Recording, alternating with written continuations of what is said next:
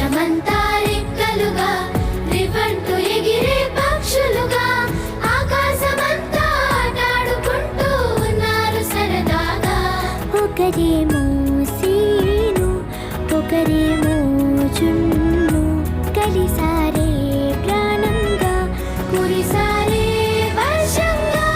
పాటేమో scene ఆటేమో జున్ను ఒకటై ఎదిగారే మధురంగా.